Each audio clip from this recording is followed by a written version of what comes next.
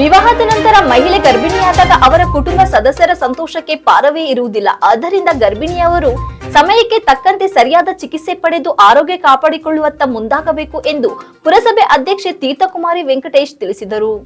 ಹೇಳಿದಾಗೆ ನಾನು ಮಾತಾಡ್ತಾ ಇದ್ವಿ. ಈಗ ಮೊದಲನೇ ಮಗು ಯಾವ್ದಾದ್ರು ಒಂದು ಆಗ್ಬಿಡುತ್ತೆ, ಆದ್ರೆ ಎರಡನೇ ಮಗು ಆಗುವಾಗ ಏನ್ ಮಾಡ್ತಾರೆ?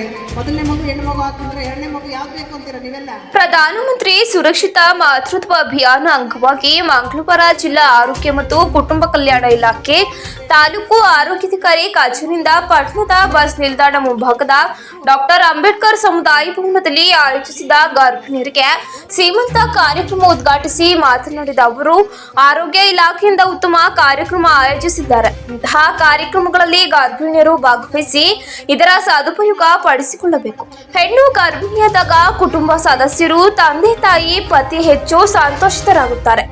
ಅವರ ಸಂತೋಷವನ್ನ ದುಪ್ಪಟ್ಟು ಮಾಡುವುದಕ್ಕಾಗಿ ಗರ್ಭಿಣಿಯರು ತಮ್ಮ ಆರೋಗ್ಯದೊಂದಿಗೆ ತಮ್ಮೊಂದಿಗಿರುವ ಮಗುವಿನ ಆರೋಗ್ಯವನ್ನ ಕಾಪಾಡಲು ಮುಂದಾಗಬೇಕು. ಜೊತೆಗೆ ಇತ್ತೀಚಿನ ದಿನಗಳಲ್ಲಿ ಒಂದು ಹೆಣ್ಣಿನ ನಂತರ ಮತ್ತೆ ಇಲ್ಲಿ ಹೆಣ್ಣು ಮಗು ಹುಟ್ಟುತ್ತದೋ ಎಂದು ಅಬೋರ್ಷನ್ ಮಾಡಿಸುವ ಚಾಳಿಗೆ ಕೆಲವರು ಮುಂದಾಗಿದ್ದಾರೆ.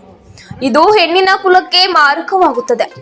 ಹೆಣ್ಣು ಭ್ರೂಣ ಹತ್ಯೆಯನ್ನ ತಡೆಗಟ್ಟಬೇಕಿದೆ ಎಂದು ವೈದ್ಯಾಧಿಕಾರಿ ಡಾಕ್ಟರ್ ಚೈತ್ರ ಮಾತನಾಡಿ, ತಾಯಿ ಮತ್ತು ಮಕ್ಕಳ ಮರಣ ಪ್ರಮಾಣವನ್ನ ಕಡಿಮೆ ಮಾಡುವುದಕ್ಕಾಗಿ ಸರ್ಕಾರ ಪ್ರಧಾನಮಂತ್ರಿ ಸುರಕ್ಷಿತ ಮಾತೃತ್ವ ಅಭಿಯಾನ ಕಾರ್ಯಕ್ರಮ ರೂಪಿಸಿದೆ. ಈ ಮೂಲಕ ತಾಯಿ ಮತ್ತು ಮಗುವಿನ ಮರಣ ಪ್ರಮಾಣವನ್ನ ಇಳಿಸುವ ಗುರಿಯನ್ನ ಹೊಂದಿ ಜನರಲ್ಲಿ ಅರಿವು ಮೂಡಿಸಲಾಗುತ್ತಿದೆ. ಜೊತೆಗೆ ಶಿಶು ತಾಯಿ ಮರಣ ತಪ್ಪಿಸುವ ನಿಟ್ಟಿನಲ್ಲಿ ತಾಯಿ ಮಕ್ಕಳಿಗೆ ಸಂಬಂಧಿಸಿದಂತೆ ಹಲವಾರು ಯೋಜನೆಗಳನ್ನ ಸರ್ಕಾರ ಜಾರಿಗೆ ತಂದಿದ್ದು, ಸಾರ್ವಜನಿಕರು ಇದರ ಸದುಪಯೋಗ ಪಡಿಸಿಕೊಳ್ಳಬೇಕು ಎಂದರು. ಲಯನ್ಸ್ ಸಂಸ್ಥೆ ಅಧ್ಯಕ್ಷ ಸುರೇಶ್, ಪುರಸಭೆ ಸದಸ್ಯೆ ಮಣಿಶೇಖರ್, ಸರ್ಕಾರಿ ಆಸ್ಪತ್ರೆ ಐಸಿಟಿಸಿ ಆಪ್ತ ಸಮಾಲೋಚಕ ಧರಣೇಶ್, ಆರೋಗ್ಯ ಶಿಕ್ಷಣಾಧಿಕಾರಿ ಉಷಾ, ಹಿರಿಯ ಆರೋಗ್ಯಾಧಿಕಾರಿ ಮಂಗಳಮ್ಮ, ಆರೋಗ್ಯ ಶಿಕ್ಷಣಾಧಿಕಾರಿ ದಯಾನಂದ್, ಐಸಿಟಿಸಿ ಸ್ವಯಂ ಸೇವಕ ರೇಣುಕಾ ಪ್ರಸಾದ್ ಸೇರಿದಂತೆ ಇತರರು ಹಾಜರಿದ್ದರು. ತಾಯಂದಿರು ಗಂಡು ಮಗು ಬೇಕು ಅಂತೇಳಿ ಸ್ಕ್ಯಾನ್ ಮಾಡಿಸ್ಬಿಟ್ಟು ಹೆಣ್ಣು ಮಗುನೇ ಇದ್ರೆ ಏನ್ ಮಾಡ್ಬಿಡ್ತಾರೆ? ಅಬಾರ್ಷನ್ ಮಾಡಿಸ್ಬಿಡ್ತಾರೆ. ಇದು ಅಪಾಯಕಾರಿ ಬೆಳವಣಿಗೆ ಆಗ್ತಾ ಇದೆ. ನಮ್ಮಲ್ಲಿ ಹೆಣ್ಣು ಮಕ್ಕಳ ಸಂತತಿ ಇವತ್ತು ಗಂಡು ಮಕ್ಕಳಿಗಿನ್ನ ಕಡಿಮೆ ಇದೆ. ರೇಷಿಯೋ ಪ್ರಕಾರನೂ ಸಹ ಇವತ್ತು ಅನುಪಾತದಲ್ಲಿ ಹೆಣ್ಣು ಗಂಡಿಗೆ 900 ಚಿಲ್ಲರೆ ಹೆಣ್ಣು ಮಕ್ಕಳಿದ್ದಾರೆ, 1000 ಗಂಡು ಮಕ್ಕಳಿಗೆ. ಏನಾಗುತ್ತೆ ಅವಾಗ? ಮದುವೆ ಮಾಡ್ಕೊಳ್ಳೋದಕ್ಕೆ ಕಷ್ಟ ಆಗ್ತಾ ಇರುತ್ತೆ. ನಮಗೆ ತಾಯಿಯಾಗಿ ಹೆಣ್ಣು ಬೇಕು, ಹೆಂಡತಿಯಾಗಿ ಹೆಣ್ಣು ಬೇಕು, ಆದರೆ ಮಕ್ಕಳಾಗಿ ಹೆಣ್ಣು ಮಕ್ಕಳು ಬೇಡ ಅನ್ನೋದು ಆಗಿದೆ. ಇದು ತಪ್ಪಾಗಬಾರ್ದು. ಇದನ್ನ ನಾವು ನಿಲ್ಲಿಸ್ಬೇಕು. ಯಾಕೆ ಅಂದರೆ ನಾವು ಸಹ ಹೆಣ್ಮಕ್ಳು, ನಾವು ನಮ್ಮನೆ ಹೆಣ್ಮಕ್ಳು ಹುಟ್ಟಿದಾಗ ನಾವು ಅದೇ ರೀತಿ ಸಾಕ್ಬೇಕಲ್ವಾ? ಹೆಣ್ಮಕ್ಳು ಬೇಡ ಅನ್ನೋದು ತಪ್ಪಾಗುತ್ತಲ್ವ? ಇದು ಎಲ್ಲ ಆಗಬಾರ್ದು ಅನ್ನೋದು ಒಂದು ಉದ್ದೇಶ.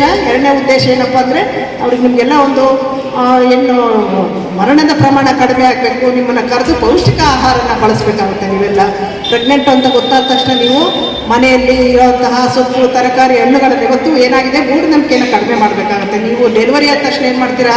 ಬರೀ ತಿಳಿಸಾರು, ಮೆಣಸಿನ ಸಾರು ಈ ಥರದ್ದು ಕೊಟ್ಕೊಳ್ತಾ ಹೋಗ್ತೀರಾ. ಆದರೆ ನಮ್ಮ ಡಾಕ್ಟ್ರ್ ಹೇಳ್ತಿರ್ತಾರೆ ಅಲ್ವಾ, ತರಕಾರಿ ತಿನ್ನಬೇಕು, ಸೊಪ್ಪು ತಿನ್ನಬೇಕು, ಸಬ್ಸಿಗೆ ಸೊಪ್ಪೆಲ್ಲ ಕೊಟ್ಟರೆ ಒಳ್ಳೇದು ಅಂತ. ಮಕ್ಕಳು ಸಂತೋಷ, ಮಕ್ಕಳಿಗೆ ಏನು ತಾಯಿ ಆಗ್ತಾ ಇರೋದು ಒಂದು ಸಂತೋಷ. ನಮ್ಮ ಮನೆಗೆ ಒಂದು ಹೊಸ ಪುಟ್ಟ ಒಂದು ಅತಿಥಿ ಬರ್ತಾ ಇರುತ್ತೆ, ಅದು ಒಂದು ಖುಷಿಯಾದ ವಿಚಾರನ ಎಲ್ಲರ ಜೊತೆ ಹಂಚ್ಕೊಳ್ಳೋ ಅಂಥದ್ದು ಒಂದು ಖುಷಿನೇ. ಆದರೆ ಏನಾಗ್ತದೆ ಅಂದರೆ ಯಾಕೆ ಇದ್ರ ಉದ್ದೇಶ ಹೇಳಿದ್ರು ಇವತ್ತು ನಮ್ಮ ಡಾಕ್ಟರ್ ಮೇಡಮ್ ತುಂಬ ಚೆನ್ನಾಗಿ ಹೇಳ್ತಾ ಇದ್ರು. ಶಿಶು ಮತ್ತು ತಾಯಿಯ ಮರಣ ಆಗುತ್ತೆ. ಹಿಂದೆ ಎಲ್ಲ ನಾವು ತುಂಬ ನೋಡ್ತಾ ಇದ್ವಿ.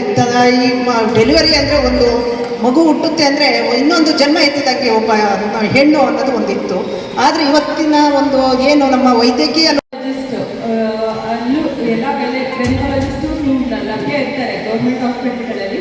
ನೀವು ಬಂದು ಅಲ್ಲಿ ಚೆಕಪ್ನ ಪ್ರತಿ ಗರ್ಭಿಣಿಯರು ಕೂಡ ಗರ್ಭಿಣಿ ಅಂತ ಗೊತ್ತಾದಾಗಿಂದ ಮಾಡಿಸ್ಕೊಬೇಕು. ಆ್ಯಕ್ಚುಲಿ ರಾಷ್ಟ್ರೀಯ ಆರೋಗ್ಯ ಅಭಿಯಾನ 2005ರಲ್ಲೇ ಶುರುವಾಗಿದ್ದು, ಏಪ್ರಿಲ್ 12ರಲ್ಲಿ. ಈ ಕಾರ್ಯಕ್ರಮದ ಮುಖ್ಯ ಉದ್ದೇಶ ಏನಂತ ಅಂದರೆ ತಾಯಿ ಮರಣ ಹಾಗೂ ಶಿಶು ಮರಣನ ತಡೆಗಟ್ಟೋದು. ನಾವು ಎಷ್ಟೇ ವೈದ್ಯಕೀಯ ಸೌಲಭ್ಯನ ಎಲ್ರಿಗೂ ನೀಡ್ತಾ ಬಂದ್ರೂ ಪ್ರತಿ 1 ಲಕ್ಷ ಜೀವಂತ ಜನಗಳಿಗೆ 2005ರಲ್ಲೇ 500